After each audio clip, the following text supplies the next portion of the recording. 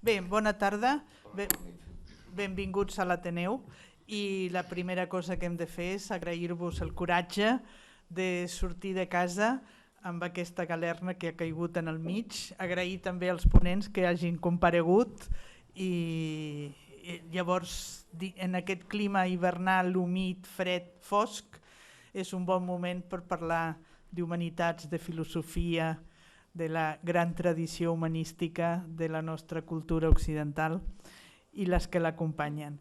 Per Barça no patiu, perquè no hi ha perill i a més perquè l'acte acabarà a temps perquè el pugueu anar a veure.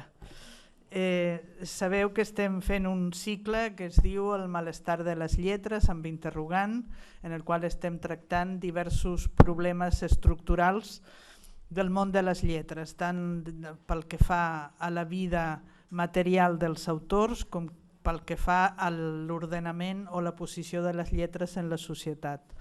El mes que ve és un cicle mensual, el mes que ve, ara lamento que no he mirat exactament quin dia és, perquè el dia depèn, habitualment és la segona setmana del mes, tenim un debat sobre el cànon, és a dir, l'absència de cànon en les nostres lletres i la necessitat del cànon en el sentit d'establir una jerarquia d'autors, és a dir, que si no tenim cànon és difícil consolidar el prestigi i si no tenim ni cànon ni prestigi és difícil vendre-li el gust per les lletres a la societat. Els ponents seran el Xavier Bru de Sala i la Laura Borràs, que és la directora de la Institució de les Lletres Catalanes.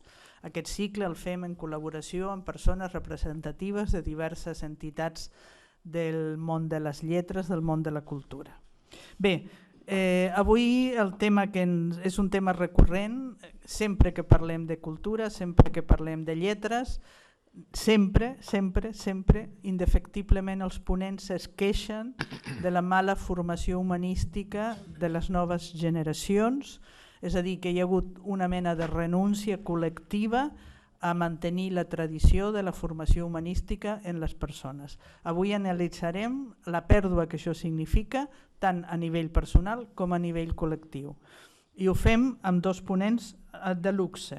En primer lloc el Salvador Giner, després presentaré el Jordi Llobet, en l'ordre en què parlaran. El Salvador Giner és, per dir-ho ràpid, el sociòleg de Catalunya.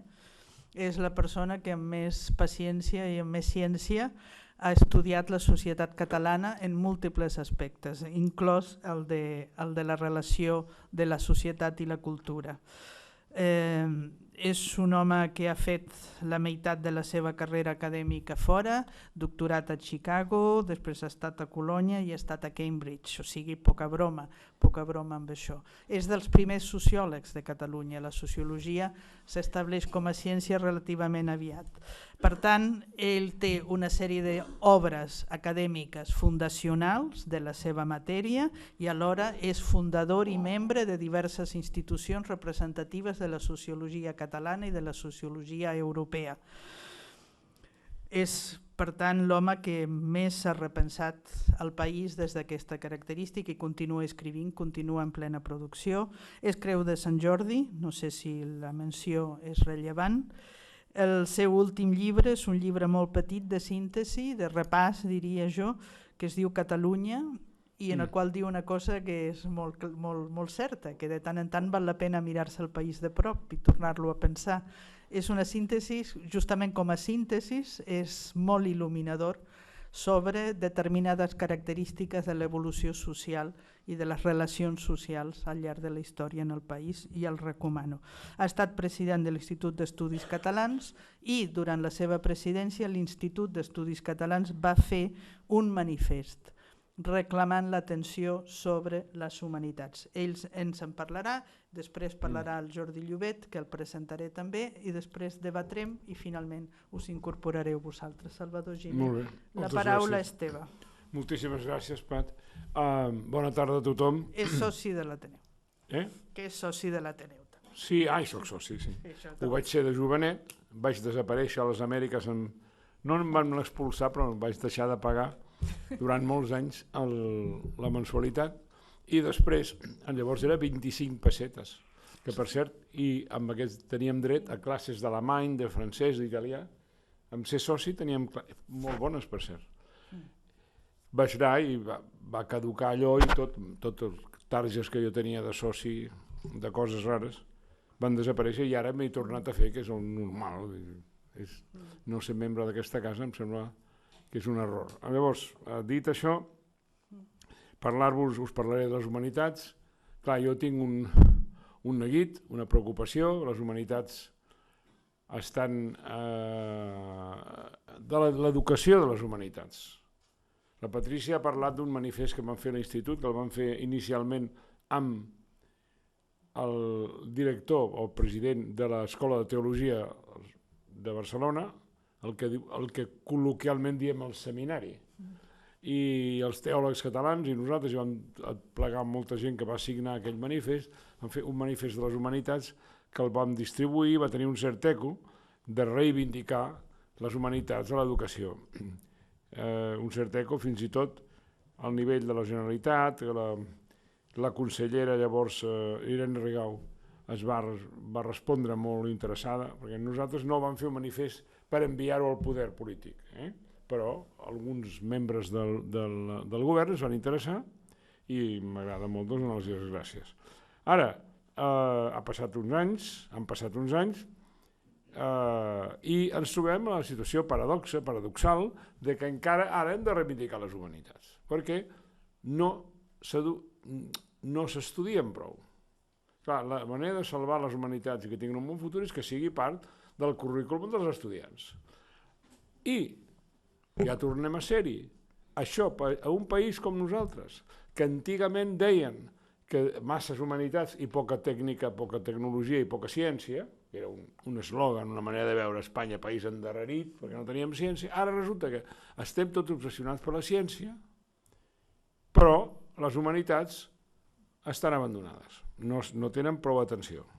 I llavors, i a més, com que el que està de moda són les escoles de negocis, que no tinc any menyspreu, un respecte, i algunes són molt bones, i l'economia, i alguna altra ciència social, fins i tot certa sociologia, aquests que fan enquestes, sabe, no sabe, contesta però no sabe, sabe però no contesta, no té res a veure amb la sociologia clàssica i la important, la que realment mereix clàssica i actual, però es fa una sociologia d'enquestes. Aquest país es pensa que la sociologia són aquestes enquestes. No tinc any menyspreu tampoc, jo n'he fet d'enquestes.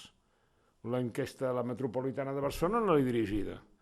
I algunes hem fet estudis, clar que sí, no faltaria més, és el meu ofici, però el que no puc tolerar, la paraula és aquesta, no puc tolerar, és que això sigui, diguem, l'espinada dorsal de la sociologia. La sociologia és una ciència humanística.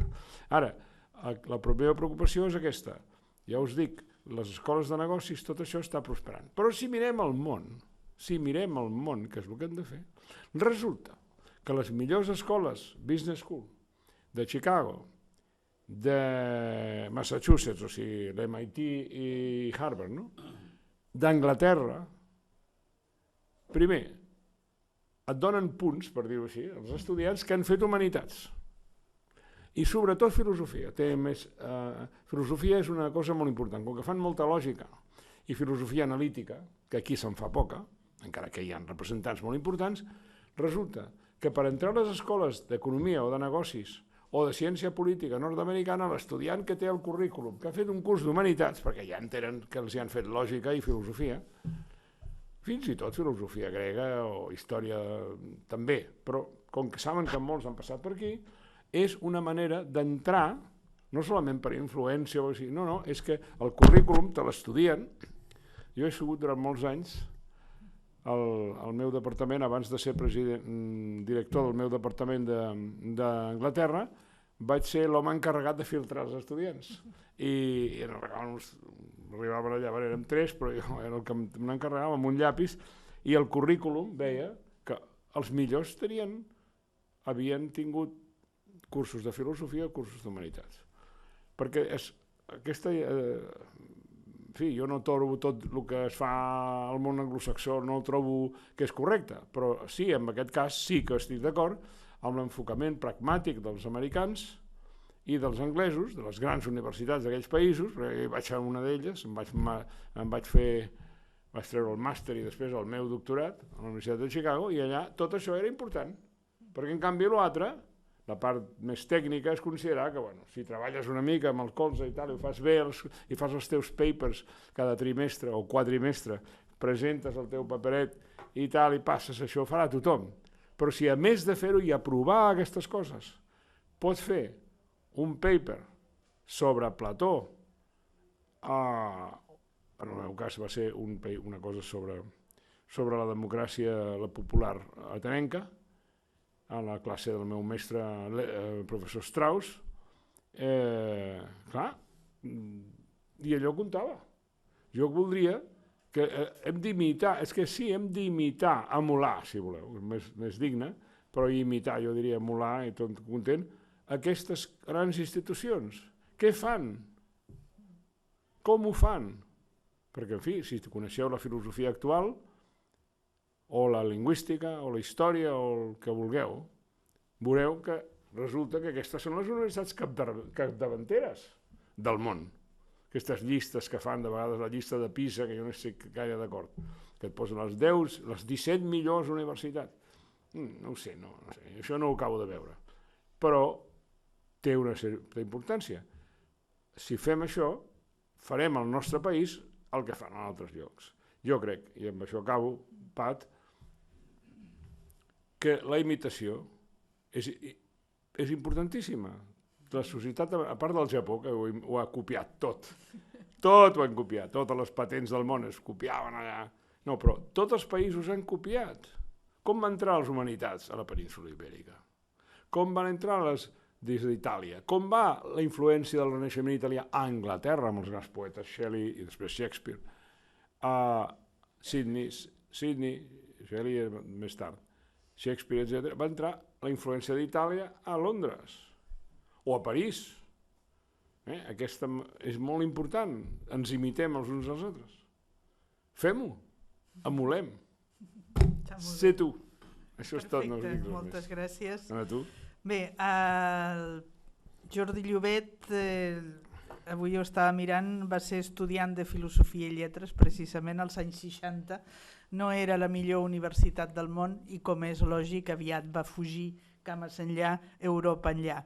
I Frankfurt, París, Bologna, és a dir, una gran trajectòria acadèmica a Europa, a l'Europa que compta, i després de tornada ja va ser professor de diverses assignatures per acabar consagrant-se com a professor de la teoria de la literatura i de literatura comparada. Però a mi no m'agrada definir-lo com a professor i com a membre de la comunitat universitària, que ja no ho és, sinó com a savi. És a dir, si hi ha una persona que en el camp de les lletres està reconeguda com que ho sap tot i que ho sap transmetre d'una manera imaginativa i irònica, aquest és el professor, el mestre Jordi Llobet. Ha estat traductor en infinites llengües i d'obres clàssiques, crític, i sobretot ha fet una divulgació de la part humana dels grans noms de les lletres, dels escriptors, a través de retrats de personatges i circumstàncies molt ben fets tant al País com al diari Ara.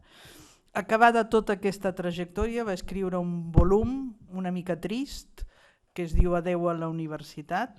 De fet, és trist al final, però no és trist, és diguem-ne, el relat de la construcció d'un intel·lectual europeu, de com es construeix a si mateix un intel·lectual europeu del segle XX. Aquesta part és envejable, a tots ens hagués agradat tenir una trajectòria semblant, però acaba amb una topada frontal amb una universitat que està perdent precisament la seva essència humanística. El Jordi Llobet tenim l'honor de tenir-lo com a jurat del Premi Creixells de l'Ateneu en aquesta tongada. Sabeu que acabem de proclamar les obres finalistes, ja en rebreu notícia, és a dir, que és un home que col·labora en totes les tasques culturals, a les empreses culturals que el conviden a fer-ho. Abans de donar-li la paraula, Bueno, no, després ho diré. està. No, perquè si no sí. No, després ja Sí. reprendrem el diàleg donant-li una mala notícia. Molt bé. Vaja. Sí, te'n Dóna-li una de bona primer. No, parla tu. Patricia, moltes gràcies, Vaga, moltes gràcies. No serem mai independents, ja ho sé. No, home, Mala notícia. no comencem. Què ha dit? Salvador, Què ha dit? que no serem independents. Ah. No comencem. Mala notícia. Però l'esperàvem. Molt bé, amics i amigues, bona nit. Bé, ens han dit bona tarda, que això no s'havia dit mai a Catalunya. Tots dos, dit bona tarda, ja havia fixat, ja havia fixat, ho diu tothom. Això s'havia inventat TV3, però em veig amb les tres expressions que hi ha en castellà. Buenos días, buenas tardes, buenas noches. En català es dit bona nit fins que feia fosc, bon dia, i quan feia fosc es deia bona nit. Tota la vida, jo que visc a pagès, ara, doncs allà ho continuen dient. Quan fa fosc, encara que siguin les 6 de la tarda o les 5, a l'hivern. I quan ja es fa fosc, bona nit. Bon dia, mentre hi ha llum. Quan es fa fosc, bona nit. I això de bona tarda, com tantes coses que s'han inventat a TV3, com dir que hi ha núvols en alçada, que és una cosa incomprensible perquè l'alçada és l'altura d'un ésser humà. L'alçada només és l'altura d'un ésser humà. O a pagès, almenys a l'Empordà, d'un animal domèstic, una vaca, un gos, té alçada. La resta d'un edifici té altura, una muntanya té altura, etc. Però, en fi, jo he enviat cartes, Una de les feines que fem els professors, que aquestes coses ens fan mal, ens preocupa, no ens amoïnen, és enviar cartes a les redaccions de les televisions i dels diaris a veure si s'esmenen, però no hi ha manera. No hi ha manera. Amics i amigues, jo tinc una dilatada experiència universitària. Crec que vaig fer molt bé prejubilar-me als 60 anys perquè veia que la situació ja no donava més de sí. Això sí, després d'haver fundat un departament que en aquests moments és dels més pròspers i més celebrats de la meva facultat de Filologia de la Universitat de Barcelona, perquè com que es va fundar de nou fa 20 anys, una cosa així, quan jo vaig arribar a la càtedra, doncs ja vaig poder triar gent molt adequada, amb una orientació determinada, amb unes assignatures doncs, ja molt ben pensades. Ens hi vam fer com cap revolució, perquè com que es feia de cap i de nou ja es va poder fer bé. Clar, les coses que tenen més tradició, com deia en Salvador, tenen una tradició, però si és dolenta i no són capaços de rectificar-la, aquesta tradició, i imitar, com deia ell també en Salvador, d'imitar coses que es fan ben fetes a altres països, doncs aleshores ja costa molt d'esmenar. Jo, per exemple, sempre vaig trobar escandalós que el Departament de Clàssiques, de grec i llatí, de fet són dos departaments, ara segurament seran un, s'odien perquè els grecs consideren que els de llatí no es van inventar res, com han copiat tot d'ells, i que és veritat que els grecs són molt superiors i no es poden veure. Total, sempre m'ha estranyat moltíssim que en aquest departament de clàssiques només es faci filologia grega i llatina, de les llengües, i no es faci aquella cosa que és fonamental, que és explicar quin és el gran saber filosòfic, polític, magistral, pedagògic, en tants aspectes de Grècia i de Roma, sobretot de Grècia, però de Roma també. I vaja, políticament de Roma més va tenir un imperi i es va organitzar d'una manera de la qual encara viu, entre altres coses, el Codi Civil del món sencer, i el català inclòs. Això, el català el que més, hi ha una fita i de la fita cap allà és meu i cap allà és teu. Tu, que has tret la fita, l'has corregut un pam, i després es pot anar als tribunals. Això és Codi Civil romà, que el Corpus Juris Civilis de Justinià, que encara es troba als llibreters de vell, però està en llatí. Però bueno, amb calma es va llegint. Doncs, aviam, què ha passat amb la universitat? Doncs, primer es va massificar, i això tampoc és tan dolent, que es massifiqui una entitat, home, és dolent. Aviam, es va massificar molt els primers cursos, després ja que plega, i no hi hauria hagut cap inconvenient, com fan a Alemanya, en convertir l'ensenyament universitari a partir de segon, o almenys els últims anys, tercer i quart, i els màsters sobretot, convertir-los en assemblees de poca gent, en unes aules que no pugen ni baixen, en una taula, 15-20 persones, i estimular això que tota la vida s'ha fet a la universitat alemanya i anglesa, l'Alemanya sobretot, que és estimular el seminari, estimular la conversació, la discussió, perquè és quan s'aprèn de debò. Quan s'aprèn de debò no és quan un fa una lliçó magistral, perquè a més de mestres ja en queden pocs també, sinó quan es fa això. Mestres jo n'he tingut de molt bons. Si no he tingut mestres com en Martí de Riquer, en Miquel Batllori, jesuïta, S. I. Soquietas Iesu, en José María Valverde, l'Antoni Vilanova, l'Antoni Comas. Jo he tingut uns mestres d'un calibre tan extraordinari que les lliçons magistrals m'agradaven. Doncs clar, en aquests moments la universitat, com que ens ho van posar tan fàcil fa uns anys, a partir això no sé quan jo em vaig jubilar als 60, doncs això devia ser l'any 2007, 2008. A partir d'aquell moment, o allò havia començat un any abans, després va acabar de seguida, però van donar moltes facilitats perquè els professors grans, d'una certa edat, a partir dels 60 es podia fer, o a partir dels 32 o 34, 35 anys de servei, jo ja els tenia, doncs s'anessin amb una pensió que estava molt bé. I es van equivocar, se'n van adonar de seguida, es van equivocar no solament perquè es van estalviar uns diners, això sí, perquè el que va passar, es van equivocar perquè el que van fer és tots els diners que s'estalviaven, una càtedra val diners, es convertien en 2 places d'associat d'aquestes pagades a 400, 450 euros. Penseu que hi ha com un 49% en aquests moments, un 49% de professors de la UB, que és el cas més escandalós i és la meva, em sembla greu dir-ho, però jo el rector ja l'he dit, ja l'hi he comentat més d'una vegada, hi ha el 49%, que és el límit que permet la llei, de professors amb contractes escombraria, d'aquests de 400 euros. Un dia li vaig dir al rector, dic, home, per això una entitat sàvia i digna com és una universitat no pot permetre que passi això. Ha de mirar que els professors tinguin un estatus amb dignitat i amb un sou correcte. I em va dir una cosa que no em va agradar gaire. Ells ho han triat. Li vaig dir de seguida, ells ho han triat això, ningú tria cobrar 400 euros al mes, han de tenir una feina fora, aquesta figura de l'associat es va crear per això, però perquè vinguessin d'una fàbrica o de la Bayer o de la Telefunken o el que sigui, explicar alguna cosa i anar-se, no es va crear per tenir un lloc fix a la universitat com passa ara. Doncs dic, no, ells no han triat això, ningú tria tenir un sou tan petit, han triat ser professors, i una persona que tria per vocació ser professor universitari, que mai es farà ric, encara que paguin més bé que els instituts, una mica més, tampoc. Tot això es paga molt malament, el col·legi, l'ESO, i la BUP, i la universitat i tot. Si han triat això és perquè tenen una vocació que s'ha de respectar i que s'ha de mimar una mica més. Aquí, clar, hi ha hagut una sèrie d'escalabros, que es diuen en castellà, daltabaixos, molt forts des d'aquest punt de vista de la classe de professors que hi ha, i en aquests moments les humanitats, després n'hi ha per una altra banda, però en aquests moments us comento, i això és un tema sociològic, l'ensenyament de les humanitats universitàries està completament proletaritzat, és a dir, hi ha un proletariat estudiantil, llevat alguns casos de gran vocació, perquè no han pogut entrar, perquè no van rebre prou formació, perquè eren pobres, així de clar, i no han pogut entrar a periodisme, no sé què, on volien anar, audiovisuals, altres coses que volien fer, dret, i han anat a parar a la facultat de filologia, on fan el primer que troben, fan el primer que hi ha lloc, perquè els és igual. I doncs, clar, això de paupera l'ensenyament universitari. Però, clar, el problema és que també està pauperitzada la classe professoral. És a dir, els professors universitaris de fa 30 anys tots vivíem en una casa correcta, teníem una bona biblioteca, teníem un vehicle, en fi, jo tenia un cavall.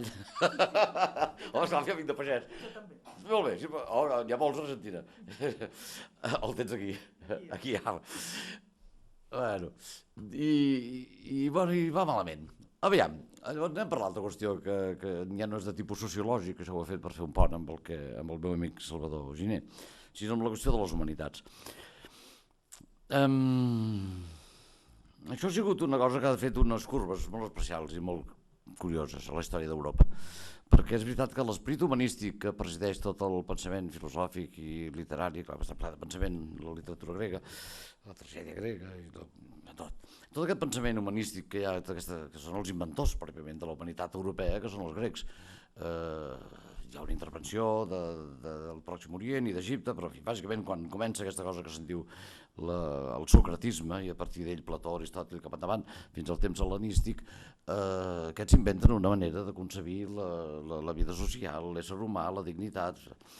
Val a dir que això no valia per tothom, això valia només pels ciutadans lliures, que eren el 30% o el 40%, la resta, el 50-60%, depèn dels temps, eren esclaus, i aquests no en tenien cap dret, ni tenien cap privilegi, ni tenien res, menjaven cada dia, això és veritat. És a dir, aquí hi ha molta gent esclavitzada a Barcelona, no aquí a la sala, vull dir, a Barcelona hi ha molta gent esclavitzada, sí, els veig pel carrer, no, que estan fent feines esclaves, i aquests no sé si mengen cada dia, perquè tenen uns sous. Això no passava a Grècia. Poble de l'amo que tingués uns quants esclaus i no els tractés correctament. És més, menjaven molt bé perquè treballessin més bé, clar, perquè el treball era físic en aquell moment.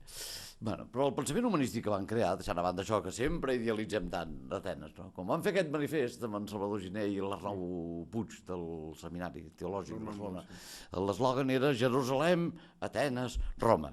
Jo vaig dir, som molt idealistes, molt idealistes. Bé, Jerusalem, per començar, no és una capital solament cristiana, és una capital des del segle VI musulmana, de manera que, i anteriorment jueva, i això són tres plantejaments de l'existència i de la vida bastant diferents.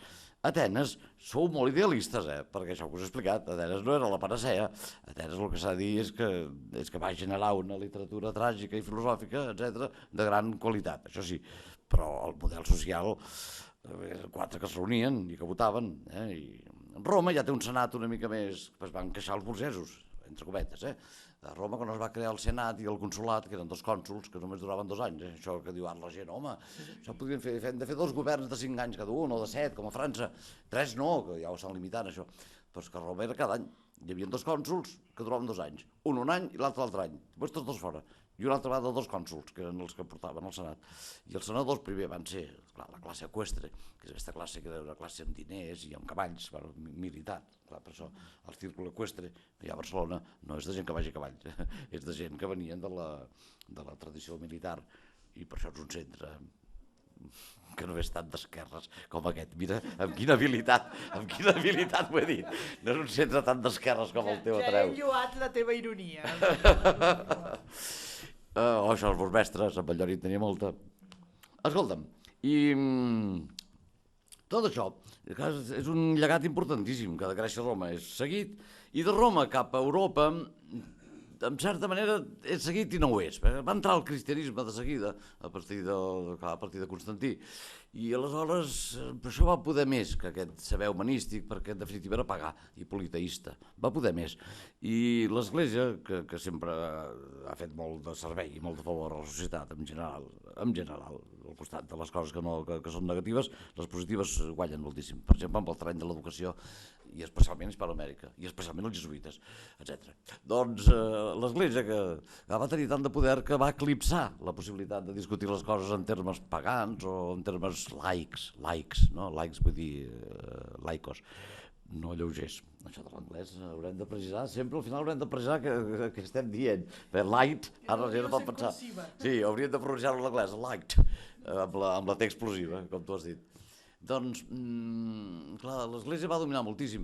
Ara, llavors hi va haver una revifalla en temps de Carlemany, que és el segle VIII-IX. Carlemany, que es preocupa moltíssim de fer venir els grans savis d'Escòcia i d'Irlanda, el Cuí, molta gent que van venir d'altres llocs, però a França, clar, no s'ha d'oblidar, eren gots, eren godos, eren bàrbars, ara, bastant refinats els francs dintre de tot. Però jo ho va veure a Carlemany, que li faltava donar una mica de consistència lletrada i humanística a la cultura que volia propagar, amb aliança amb l'Església, ja no es podia fer de cap altra manera, amb aliança amb l'Església, i amb aquests savis va aconseguir reformar l'educació europea d'una manera importantíssima. De manera que és una mena de proto-renaixement que ja compta molt per pensar en com es van després restaurar les humanitats. I efectivament, va haver una revifalla al segle XII, també es parla d'un proto-renaixement del segle XII, que hi ha els trobadors, hi ha coses que són molt importants, hi ha Ramon Llull, ja és més cap al XIII, però aquest 12-13 és important, el comerç es comença a desenvolupar per tota Europa, això és molt important perquè la gent pot viatjar d'una ciutat a l'altra, les universitats es funden cap a 1100 i molt llarg, ja tocava 1200, la de Bolònia, i també és una revifalla. I després n'hi ha una altra, que és la més important de totes, és la més important, que és la del humanisme italià, que és la del Renaixement. Aleshores sí que hi va haver un esclat extraordinari, perquè el llatí encara el sabia tota la gent culta, i així va passar fins al segle XIX. Penseu que Arthur Rimbaud, ja coneixeu, el gran poeta francès, era un home d'una gran... que s'havia format molt bé al col·legi, un gran poeta, però és que a més va ser premi del col·legi, quan tenia 16, 14, 15, 16 anys, de composició llatina, amb un poema. Quin nen d'ara de 16 o 17 anys, un poeta tan genial com Rimbaud, serà premi de composició, ni llatina, ni catalana, ni castellana, perquè, vull dir, fer versos ben fets, vull dir que tenien una educació que era esplèndida. Total, tiro cap enrere, altra vegada, érem en aquest moment del Renaixement, arriba d'Itàlia i de Bizanci, que és molt important. Els turcs van menjar Bizanci, li van dir Constantinoble, Istanbul, a partir d'aquell moment, i tota la gent sàvia que hi havia a Bizanci, van anar 1450 i pico, això, van anar cap a Itàlia, bàsicament a Itàlia. Alguns van anar a lloc on encara es parlava grec, que era la Magna Grècia, ara ja no. Ara hi ha llocs a Sicília que encara es parla català. No, i crec que hi ha algun lloc, encara hi ha moltes paraules gregues. Després la Magna Grècia, alguna colònia grega, Sicília i el regne de Nàpols, que després va ser català. I Sicília també. I van anar cap allà, van anar cap al mig d'Itàlia, cap al nord, cap a Florència, etc. I després això es va escampar d'una manera extraordinària. Ara l'humanisme italià és el més potent, sens dubte. I són gent que han estat allà, que després el català barceloní, Joan Boscà, va arribar aquí, era amic de Garcilaso, i ja està. I ell no, perquè no tenia, no era tan genial. Garcilaso, que és molt bon poeta, passa a tota Espanya un tipus de poesia humanística amb tots els temes que venien de la poesia llatina, que és el que més sabien. Ara el grec també va arribar, perquè els bizantins és el que parlaven. Es havia conservat el grec a l'imperi bizantí, l'imperi oriental, fins al XV. Després no, després es va perdre el grec i el llatí. I el que va entrar va ser l'àrab, clar, va ser el turc, bueno, l'àrab i el turc, no sé com va anar, exactament, primer l'àrab segur. En fi, i allà està, ja no s'hi pot comptar, Istanbul és molt bonic, però ja no és una ciutat que no es vegi encara present el llegat humanístic que es troba, sí, és veritat, només cal mitjar aquestes ciutats, anar als museus o pel carrer, anar a Florència, t'agafa mal de cap, com deia Stendhal, t'agafa el mal de Stendhal, que es deia, de la quantitat de bellesa fonamentada en aquest moment extraordinari de la cultura europea, que és Grècia i Roma. Ara, hi suma el cristianisme. Ja està bé això que deia l'Arlan Puig, hem de fer això, Jerusalem, Atenes i Roma. Roma com a capital de l'Església catòlica, naturalment. Cristiana durant molt temps i era catòlica. Doncs em sembla molt bé, sí, després la gent creu o no creu, però és veritat que el catolicisme i sobretot el protestantisme han fet moltíssim per fer perviure una cultura, diguem, del llibre, que ja es diu molt, del llibre. Qui és sobretot una cultura del llibre és la jueva, això no s'ha d'oblidar, els que estan tot el dia, els que creuen, i els que no creuen també, però els que són jueus de debò, són de raça, vaja, molts d'ells, doncs els que són jueus tenen una Bíblia a casa seva, la llegeixen, la comenten, heu vist les pel·lícules de Woody Allen, que sempre surt aquest tema de la Bíblia, com deia Isaías, com deia Jeremies, com deia Ezequiel, etc. I el catolicisme o el cristianisme no ho va ser tant, la religió del llibre, no ho va ser tant, ni molt menys, tot i que Sant Jeroni al segle V-VI va fer la traducció al llatí de la Vulgata, que hi ha una traducció grega de l'hebreu original i l'arameu i etc. Doncs no ho va ser tant, i penseu que en temps de la Inquisició espanyola fins i tot es va prohibir la lectura de la Bíblia, perquè deia coses que eren inconvenients. O sigui, agafeu la Bíblia ara, trobeu coses tan inconvenients, inclús el Nou Testament, és a dir, la vida de Jesús, com jo no he vingut aquí a posar pau sinó a fer la guerra. Això és Jesucrist, ens va posar una nota sota dient, volia dir que era un home combatiu, i a més li venia aquest concepte que és molt semític de la jihad, que es fa servir molt per als àrabs, que és paraula àrab, que és aquest concepte de l'esforç, de la tenacitat, que no vol dir ben bé matar, ni molt menys, Jesucrist no ho va fer mai. Tot això és un llegat importantíssim. Arriba el Renaixement i s'escampa per tota Europa, i el valencià Lluís Vives se'n va veure a Erasme, a Rotterdam, i Petrarca passa molt de temps a Avinyó, i per tant passa a França, això. I tots viatgen, Erasme de Rotterdam viatja també per tota Europa. Vol convèncer Luter que no fundi una nova religió, va i la funda, es va embarallar. Era papista, Erasme, era papista, vull dir, era de Roma. Ara va fundar una religió que en aquest sentit és molt, en Salvador sap molt bé que és molt progressista des del punt de vista dels negocis, però els protestants creuen que com més guanyis aquesta terra més trobaràs el cel. És una teoria molt particular, mentre el catolicisme, ja ho sabeu, diu que no, que el que has de fer és donar-ho tot, això també ho diu els evangelis, dona-ho tot, queda sense res i llavors serà teu el regne dels cels. Això està als antípodes, Sí. Perdona'm, Salvador, t'han enfadat amb mi ara. Ara parles tu. Quan fas que parlo? Una estona? 3 minuts o 4? Total. No gaire. Total. Ja no faig classes, Salvador. Ja no faig classes. Clar, doncs ja acabo.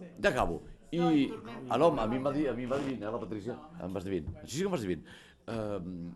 I tot això que encara es va tornar a sortir amb la il·lustració al segle XVIII, va tenir una represa amb les universitats del segle XIX, sobretot a Alemanya, en Berlín, i després tot això no sé què passar, que s'està enfonent. és el pròxim tema, ja el conversarem amb en Salvador i companyia, que jo crec que és el que ha fet més mal a les humanitats, que no, el llibre cap ni un. L'invent mecànic, industrial del llibre li va fer un gran favor, un enorme favor. En canvi, l'invent de les noves tecnologies, al meu entendre, és un dels factors, només un dels que ha provocat una mena de desídia cap a aquestes coses que demanen temps, mediació, calma, estudi, que són les humanitats. Excuseu-me. No, escolteu, l'hem deixat parlar primer perquè la classe era deliciosa i perquè estava fent una mica la dimensió de la pèrdua, és a dir, tot aquest paquet que s'ha anat transmetent religiosament, permetràs l'adverbi, de generació en generació, arriba un moment en què es produeix un tall i la societat contemporània decideix que tot aquest bagatge no és important. És a dir, que l'important és posar en el centre de la societat la tecnologia, i no només la tecnologia, sinó l'educació pel treball, és a dir, educar la gent perquè produeixin, és a dir, com a productors en un mercat de treball que ja està predeterminat. I sobretot que no hi hagi el que se'n diu sabers ociosos, és a dir, sabers que no produeixen valor en una economia neoliberal, és a dir, que hi ha una trastocació en el que abans es consideraven valors fundacionals i fonamentals per a la persona, que era la saviesa, el saber. La mala notícia que et volia donar, Salvador, és que en moltes grans empreses aquí, en l'àrea de recursos humans, no volen filòsofs, volen enginyers. I el que estan buscant és enginyers perquè consideren que són molt més pràctics, racionals, quadrats, freds, i no pregunten i per tant no qüestionen les circumstàncies humanes de ningú ni miren quins són el seu bagatge humanístic, sinó que diuen, escolta, aquesta persona rendirà o no rendirà, produirà o no produirà, encaixarà en un mecanisme, en un engranatge o no encaixarà. Per tant, és possible que en altres cultures es busqui els filòsofs com a garantia d'una ment entrenada, i en canvi aquí estem buscant enginyers per tallar justament les sales. Per una pregunta. No, perquè se suposa que la gent formada per produir és més productiva i més còmoda de gestionar. I més fàcil per pujar. Sí, la pregunta és, malgrat això, es mantenen perversament les minories il·lustrades. És a dir, anem a una societat de ser humanística o la gent mantindrà la pulsió autodidacta i per tant la transmissió generacional serà com sempre una petita minoria il·lustrada? Si fas la pregunta ja et respondré, però serà una resposta negativa.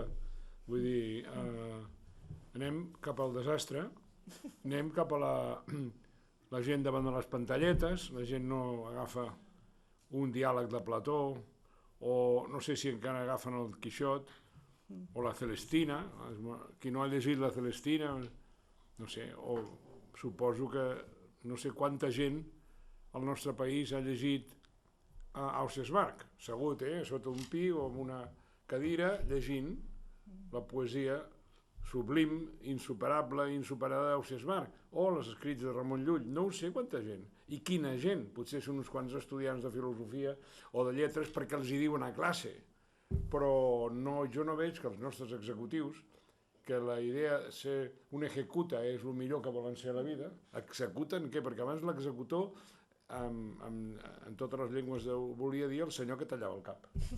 Sí, el que t'executava. Però ara els executors ja no tallen caps, tallen cupons i fan rics, es donen ells mateixos un autobombo considerable, es consideren importants. És que es consideren importants. Una de les formes més grans, més conegudes de la imbecilitat humana és considerar-te important. Qui es considera important, hi ha una cosa que no funciona, però ells volen ser importants. Això van a les escoles de negocis, fan congressos, tant els mòbils, el congrés de mòbils de Barcelona, que tota la premsa aquí, meravellós, meravellós. Meravellós, el congrés de mòbils de Barcelona. D'una importància enorme als periodistes, que són col·laboradors del desastre. Anem cap a aquesta mena de societat. A veure quanta gent té mòbil. A Nigèria, a Guinea, a Lourenço Márquez, com es digui ara, a llocs d'Àsia, quanta gent té? Bueno, cada cop més gent. Ara ja els xinos van amb el mòbil, a Pequín i a tot arreu. el qual no impedeix que invadeixin el Tibet. I l'enviolin, l'ensorrin, li posin un ferrocarril per portar tropes fins a Lhasa. I Europa no s'ha indignat. Es van indignar una mica amb la intervenció, la invasió soviètica d'Hongria, però ara, si t'invaeixen, això és molt llunyà. Home, una cultura mil·lenària, meravellosa, budista, que és una de les religions més commovedores i més profundes que ha produït la humanitat, que tot el país és budista, era budista, perquè ara només hi ha xinesos, que ja tenen un ferrocarril, que et patrullen els carrers, i els pobres monjos budistes, i amb els seus documents, la seva tradició, les seves savies, estan expulsats i la majoria estan a la Índia, han passat les muntanyes de l'Himalaya, la serralada, i estan a l'altra banda refugiats. En fi, i tot això no indigna ningú. No, no és un tema. Va ser una mica... Però, perdona, hi ha relació... La invasió dels stalinistes d'Hongria el 56 va ser... La pregunta és, hi ha relació, com deia el manifest de l'Institut d'Estudis Catalans, al qual l'Ateneu es va adherir, entre la formació humanística i la conducta ètica? No. No n'hi ha, jo haig de ser categòric amb això, perquè en la poca filosofia moral que he estudiat me n'adono que una cosa són els principis morals i altra el que fa la gent. Això va descobrir Maquiavel profundament, ho va explicar, sobretot els escrits sobre religió de Nicolau Machiavelli, però en fi, hi ha altres autors que ho han desenvolupat profundament i em temo molt, i al segle XX alguns sociòlegs, per cert, que no, els principis morals que tinguis són principis morals. No ho crec. I nosaltres continuem violant, destrossant, ara tenim els immigrants de Síria, continua el caos i la catàstrofe està continuant, i què fem? No els podem acollir? Però quina Europa és aquesta? Tenim por? 1,5 milions? No podem absorbir 1,5 milions? No, els podem absorbir directament, llavors ningú protesta. Immigrants marroquins, nord-africans, a Lisboa, parlant d'això, hi ha bastant gent d'Angola i tal, i van entrant, ningú diu res. I a Anglaterra, pakistanís, home, diuen alguna cosa perquè hi ha un camp a Calais que volen passar, i llavors això és, com diuen, amb una frase absolutament bàrbara de la premsa, és notícia. És notícia. Llavors, quan un periodista diu això és notícia, no és important, no, és notícia. Llavors, és notícia, perquè hem fet un campament a Calais per passar a Anglaterra. Ara ja no és notícia. Si no és notícia, no existeix. Són criteris de barbarisme, perquè estem camí del barbarisme més... Els bàrbars ja han arribat, però estan a dintre del castell. Ja els tenim aquí, els bàrbars, per tot arreu.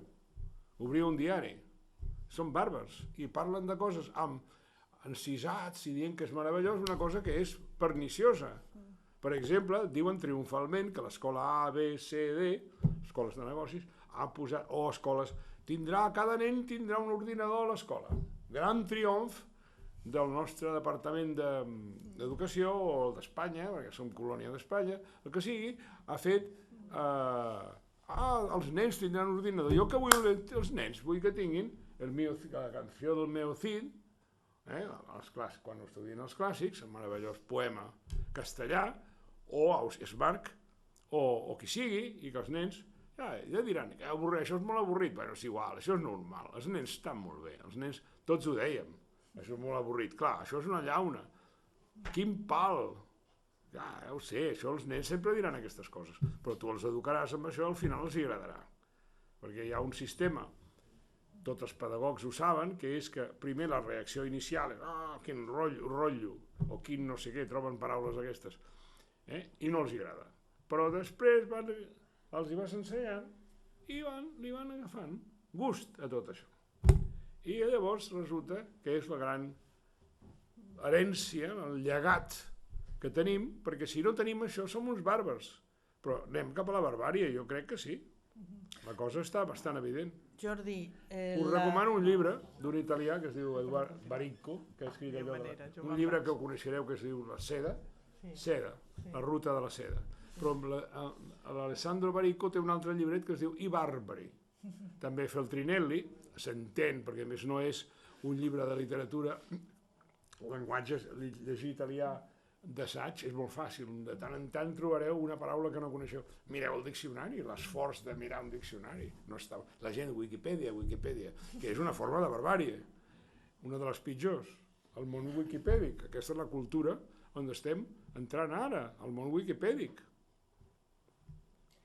Jo content. Una altra pregunta. Això, aquesta barbàrie que es transmet o que ha arribat a les aules... Ja la tenim a dintre. No, que ha arribat a les aules, és a dir... Sí, aquí no. A les aules s'estan restringint les hores d'ensenyament. Ara em deien que filosofia s'ha salvat, almenys a Catalunya, mantenen la pauta que s'estava fent, és a dir, no es redueixen les hores de filosofia. Però la meva pregunta és, quan els alumnes acaben l'ensenyament obligatori, són aptes per crear i disfrutar de la cultura, senyor Llobet? Jo crec que no, l'ESO es regala i un dia recordo haver fet una cosa que em va convidar el president Pujol, temps enrere, em va convidar a fer una cosa pública i vaig dir això, que l'ESO es regalava i que el batxillerat vaig tenir dubtes i ell va dir que també es regala el batxillerat, que és veritat. I ara he arribat a la conclusió que fins i tot les carreres, algunes, l'aeronàutica no te les regalaran ni telecomunicacions, però les carreres de lletres, incloses ciències socials, aquestes també les regalen. És a dir que, però per què? Perquè és que si no s'hauria de suspendre tothom al primer curs, pràcticament. Però el que fem ara a la universitat, o el que estan fent baix al Carison, és fer el que haurien hagut de fer el batxillerat. Així de clar. És a dir, un estudiant que acaba una llicenciatura en aquests moments a Espanya, en general, a Catalunya no és gaire expressió perquè són lleis que estan fetes des del centre d'Espanya, doncs un estudiant que acaba una carrera de lletres sap igual que un estudiant de batxillerat alemany que ha fet el gimnàsium, que l'acaben, ja són parts de família, que bé, el gimnàsium l'acaben als 19 o 20 anys, que és el batxillerat, que és molt llarg, com abans havia estat aquí.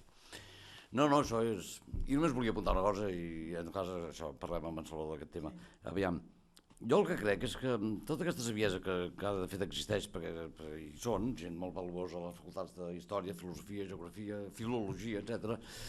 El que haurien de fer és, s'hauria de replantejar i hauria de tenir una connexió amb la vida social. Però esclar, el que va fer el Pla Bologna és establir que les carreres es vinculessin al món empresarial. Clar, això ho pot fer la medicina a través de l'assistència hospitalària i clínica, ho pot fer l'enginyeria amb els ponts i no sé què, l'arquitectura, totes les carreres tècnico-científiques poden fer aquest pont amb les empreses i la vida, i la farmàcia i tot això. A les humanitats no. Les humanitats només tenen una traducció a la vida social, que és l'educació. Ara, no està d'acord? No serveix de res. No? No serveix de res. Però aviam, ara aquí som dues persones que som de lletres, tu i jo, que estem aquí fent un servei públic, perdó, tres, sí. I per què la universitat no s'inventa la manera de donar una transducció, que es traslladi, una que es transfereixi el saber que hi ha allà a la vida quotidiana de la polis? Perquè clar, com es va fundar la polis grega, que vol dir ciutat? Amb saber humanístic, i en falta molt, en aquesta ciutat. Doncs escolta, per què no envies la gent? No tant, perquè Sòcrates el van matar els demòcrates. Sí. Compte. El filòsof, Demòcrit, Diògenes, el seu, això, barril, amb Alexandre al davant, ho tenien molt malament. No, però aviam, deixem de parar la polis, doncs, però diguem ciutat. Tret d'Aristòtil, que era un tipus... Era amic d'Alexandre de Macedònia, clar. No cal ara jutjar la societat grega. Només que tornéssim al segle XX, potser a una part... És importantíssim. Ha de ser abans de 1914, no?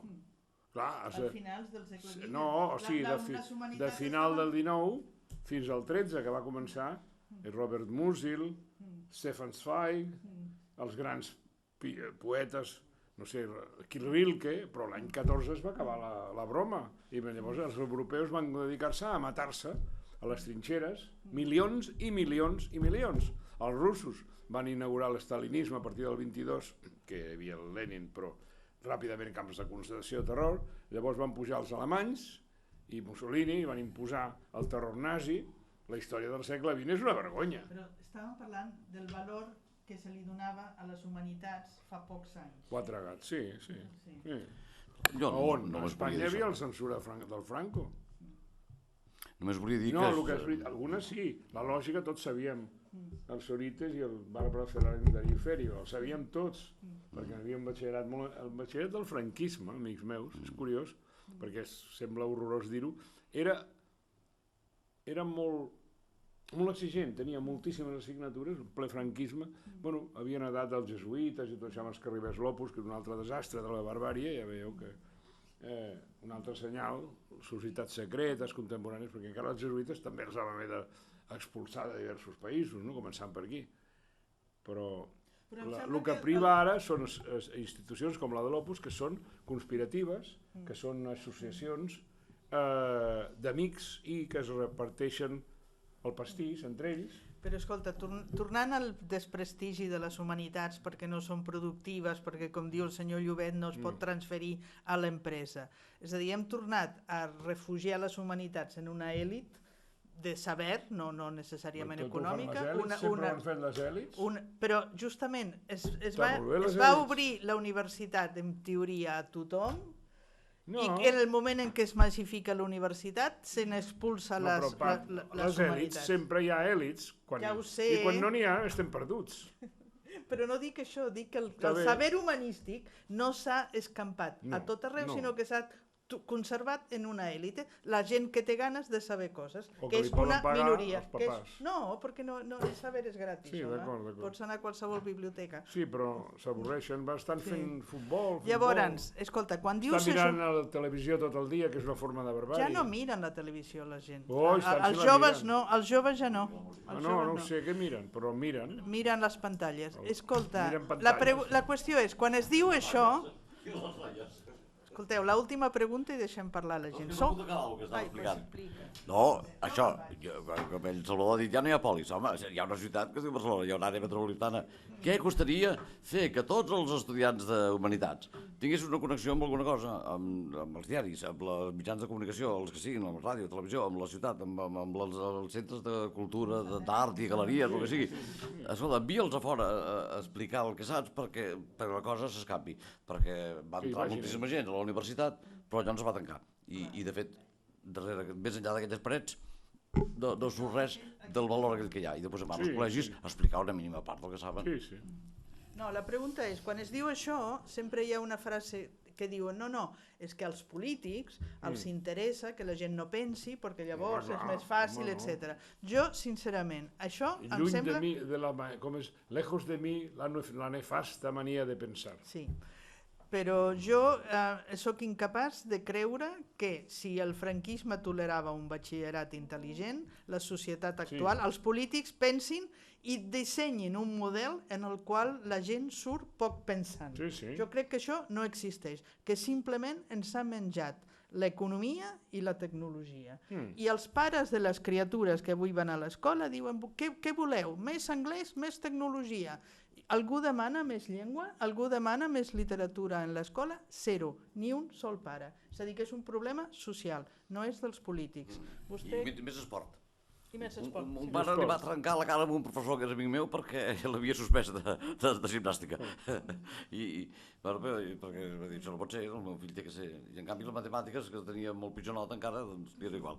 Li era igual la literatura, la llengua i les matemàtiques. Mira que són importants per fer carreres que donen diners. Sí, la respecten més. Alguna cosa més? No, res més, que parlin ells. Molt bé, doncs endavant. Que això és un caos, però ja passa. Clar, bueno, ja passa. Sí.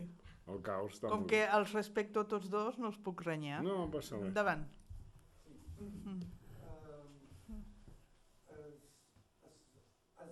Durant uns anys es deia que la universitat era una fàbrica de barats. I per això, doncs, sobretot quan ve la crisi, es diu, doncs, no podem invertir en ensenyar unes assignatures que el que faran serà provocar més parats. I llavors s'entén que llavors s'eliminen, es van reduint les humanitats. Ara, jo en principi estic en desacord amb el que ha dit la Patricia. És a dir, jo sí que penso que hi ha una certa conspiració internacional per evitar que la gent pensi. Ho penso. O sigui, quan es dona tanta importància a una sèrie d'artilogis en què eviten la reflexió, l'anàlisi, el poder fer una valoració personal i col·lectiva, i se dedica tant de temps en aquest tema, doncs penso que sí que hi ha una certa conspiració. Vull dir una coseta petita. Sí, digues. No, només vull fer una observació. Vostè ha començat per al·ludir a un llibre que es deia La Universitat Fàbrica de Parados, d'un sociòleg mediocre però molt conegut, que va fer aquest llibre i va tenir un èxit enorme. Em sorprèn que fos sociòleg, i per això he dit que era mediocre, aquest individu, anticatalà, per cert, militantment anticatalà, va fer un manifiesto de no sé què contra nosaltres, com a poble, no? Doncs ell, si era sociòleg, hauria de saber una veritat elemental dels anys 50, 60 i fins avui, que la universitat no és una fàbrica de parados.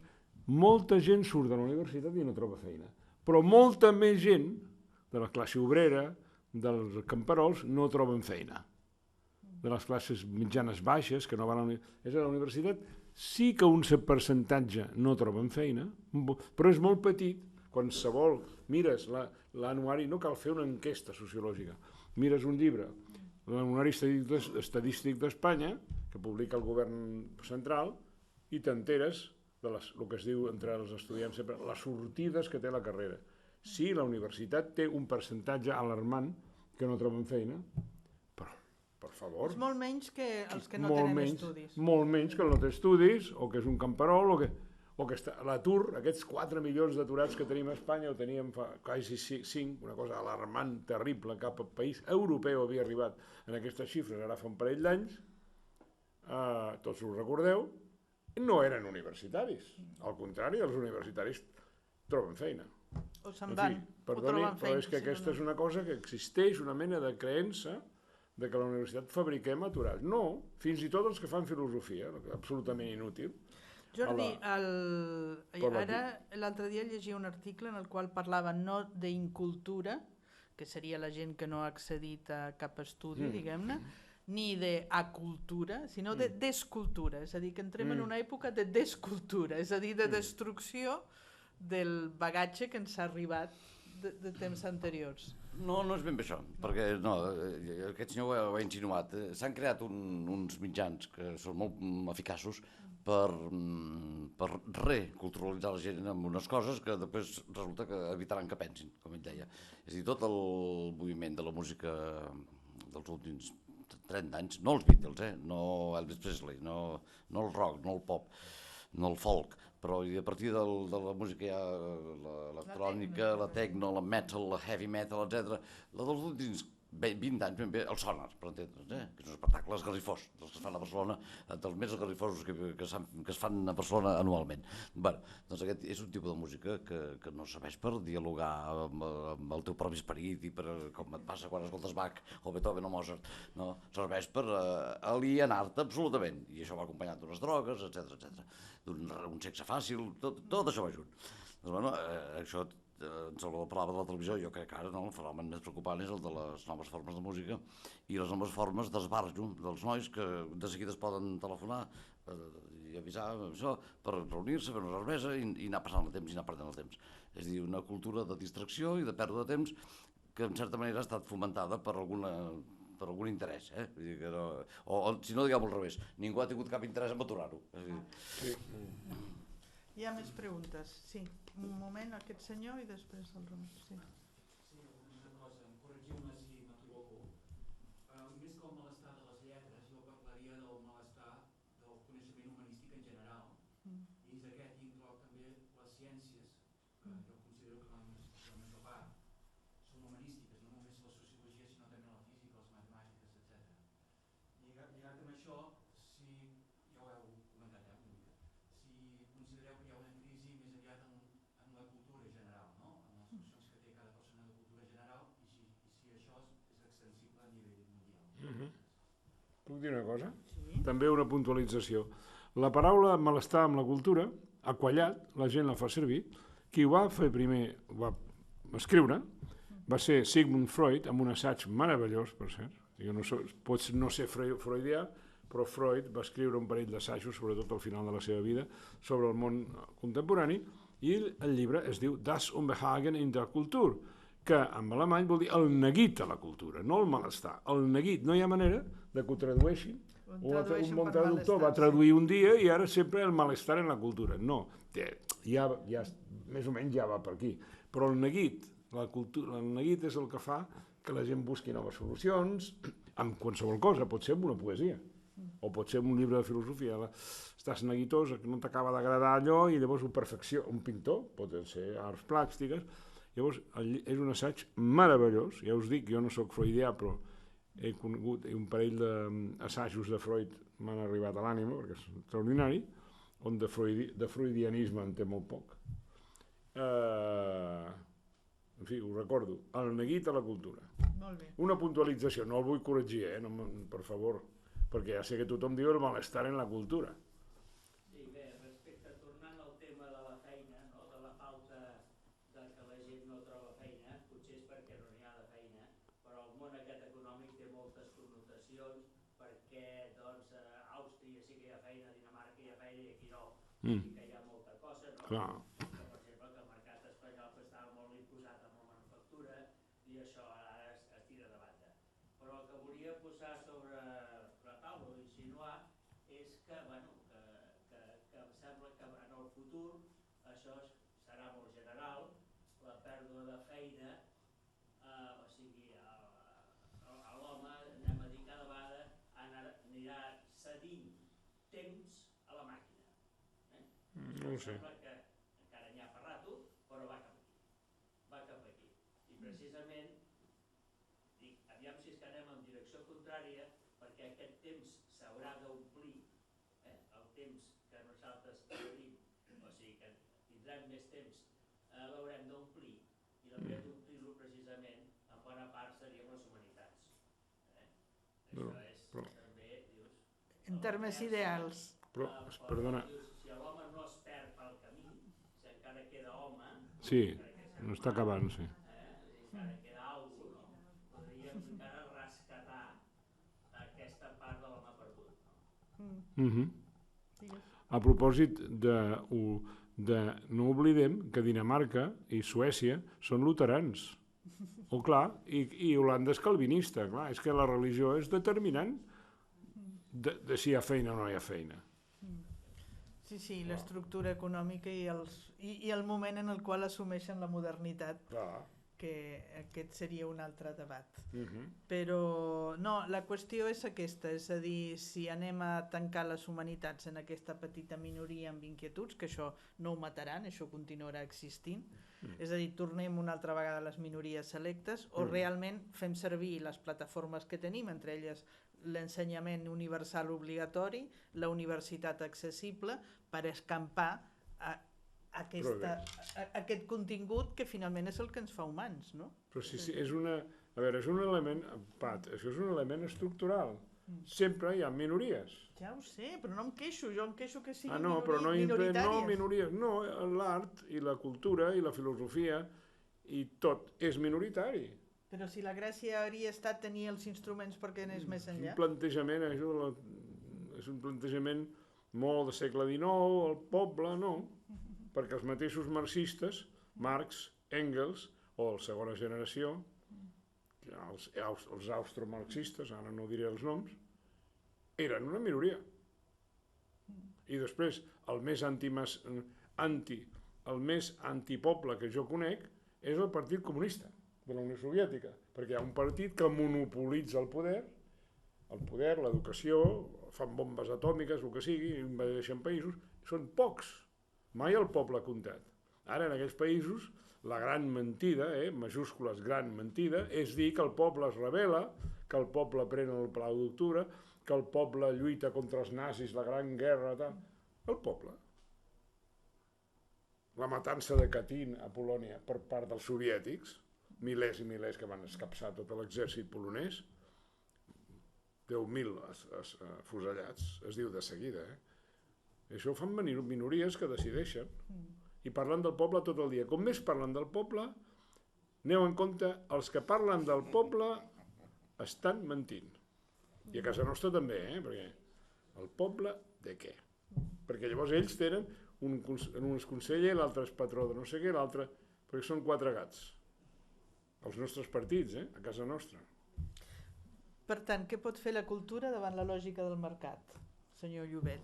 No, resistir. Qui més pot fer és l'educació, no hi ha dubte. Però clar, jo em vaig entrevistar una vegada amb la consellera Rigau, també li vaig dir, ja tenim un problema aquí amb la literatura, i és que està junt amb la llengua, i com que la llengua és tan important fer-la bé, i en saben tan poc, es fa llengua i no es fa literatura. Però hi ha 6 obres en total aquí a Catalunya, 3 de llengua i literatura catalana i 3 de llengua i literatura castellana. Dic, però no separa, senyora consellera, i posa 2 obres de llengua catalana, 2 de llengua castellana, i en queden 2 literatura i prou. No pots dir cap, que no hi ha cap adjectiu, perquè diu llengua catalana i literatura, però també vol dir en general. Posin 2 de literatura, i ja que només es faci literatura. Em sembla molt bona idea. No sé si va parlar a Madrid i li van dir que no es podia fer, i es va acabar. Ella tenia molt bona fe i molt bona intenció. Però resistir i educar i potenciar centres com aquest. Potenciar ateneus, associacions, llocs de barri, de les parròquies, tot el que es pugui. La gent es reuneixi, invitar l'un i l'altre, gent que s'ha preparat a la vida universitària. No poden donar-ho tot de sí ni tan sols als instituts. Vinga, aprofitem i fem això, i més revistes, i més fulles amb una vietnamita. Saps què és una vietnamita? Sí. La vietnamita. Sí, però ara ha canviat això, senyor Llobet. Una mica sí. Ara s'apreta un clic, ara és una impressora. Tot ha canviat. Jo no tinc cap. Tot ha canviat. Les tecnologies. Sí. Molt bé. Hi ha més paraules. Jo penso que el problema està, per una banda, per la crisi greu del capitalisme, que l'acabem de veure de l'any 8 fins ara, i encara existeix. I, per altra banda, la importància que en el món universitari es dona a les noves tecnologies i concretament a les noves tecnologies de la comunicació. És a dir, estem en un moment que jo, que sóc admirador i amic dels 2 ponents, doncs que crec que estan fent una tasca molt important, que llegint les queixes d'en Jordi Llobet, el País, doncs, dius, té tota la raó. Té dret a queixar-se. Però, per altra banda, per exemple, el Salvador Giner acaba de publicar una reedició d'un llibre que a mi em sembla capital i que s'hagués hagut d'esmentar aquí, que és Catalunya per als espanyols. Sí. Un llibre que té edició catalana, edició castellana. Evidentment, jo he comprat l'edició castellana que he regalat perquè crec que és la que s'ha de donar. I en un moment en el qual aquesta comunitat en la qual vivim diu que vol ser independent, cosa que a mi em semblaria perfectament lògic, ens trobem amb un atzucac de diferents tendències que no ens fan gaire bé. I jo voldria dir, i acabo, estimat Jordi Llobet, jo que també he estat universitari i he estat la meva vida a la universitat, jo lamento que els universitaris avui sovint estan tirant la pilota. Que jo que em vaig poder jubilar als 70 anys, lamento profundament que hi hagi col·legues meus molt distingits que prefereixen intentar deixar-ho als 60 o deixar-ho Sí. als 67. Sí. On està, i perdó, la nostra responsabilitat com a ciutadans? I acabo. Si els professors d'universitat tenim una certa base d'intel·lectuals, i crec que ho som, o crec que ho podríem ser, que els intel·lectuals se'n vagin a casa i que aparegui aquest intel·lectual orgànic tan perillós que està dominant. Aleshores, potser el que acabo de dir no l'he improvisat, no està gaire lligat, però sí animar-vos, malgrat que esteu jubilats, i en Salvador, que té més o menys la meva edat, Sí, senyor. 2 anys menys. l'admiro perquè Manuel Parés, Manuel Parés. això és molt important. Aquest és un debat antic, la del paper dels intel·lectuals. Parleu-ne, Sí, home. parleu-ne. No sé si en Jordi Llobet escriu. Escriu als diaris. Si pregunta si escriu, sí. M'ha fet gràcia. Doncs ara el País i l'Ara, No, sí. que en Manuel Parés, És el que faig més a gust. eminent catedràtic de comunicació de l'Autònoma, ha dit, no, vaig tenir certa vinculació amb la universitat. Home, ets un patum d'aquest tema. A part de que jo l'estimo molt, és molt amic meu. Paper dels intel·lectuals, senyor. Ai, pobres intel·lectuals, no tenen paper. Només n'hi ha un de paper, dir la veritat.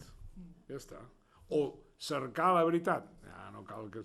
I res més, només tenen una cosa, tot l'altre, l'intel·lectual i el poble, el paper de l'intel·lectual a la societat moderna, han d'estar amb això. Tot això és prostitució mental i prostitució de la integritat moral d'un intel·lectual, que no sé ben bé el que és, però l'intel·lectual té una sola missió a la vida. Dir la veritat, o intentar dir-la, clar, la veritat. I no la tenim, tot el de més és faramalla. I aquestes discussions periodístiques sobre el paper dels intel·lectuals, mira, jo les ignoro, és dolent i ja està bé.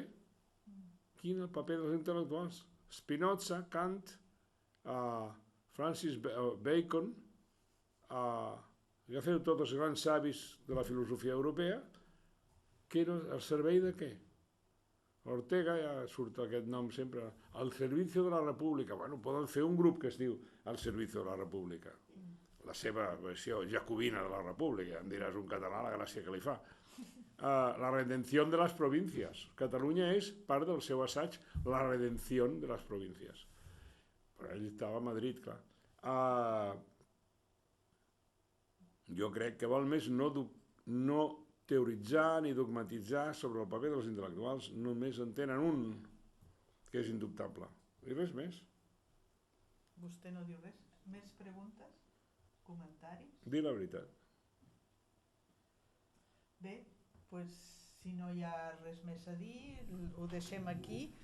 Perdoneu el lleuger desordre que hi ha hagut en la mesa, Per la gràcia d'això, el desordre. però justament el paper de la cultura també és la improvisació, el superposar discursos diferents. Jo crec que tots estem d'acord en una cosa, estem perdent capital humà amb aquesta pèrdua de les humanitats o arraconant les humanitats, deixant-les només en mans d'aquells que realment hi tenen Preguntar-te això a l'Ateneu és sorprenent, perquè clar, això és una de les institucions bàsiques de la cultura catalana, de l'alta cultura catalana. Jo crec que, com deia el Llobet i com tu rebles, la funció de l'Ateneu és mantenir viva la inquietud per les humanitats. I, per tant, hem d'agrair a tota la gent present, que se suposa que comparteixen aquesta inquietud, que manteniu la flama, intenteu transmetre-la a les noves generacions i entre tots farem el que podem perquè el món s'aguanti. Us espero el mes que ve. que el món s'aguanti. Moltes gràcies. Molt bé.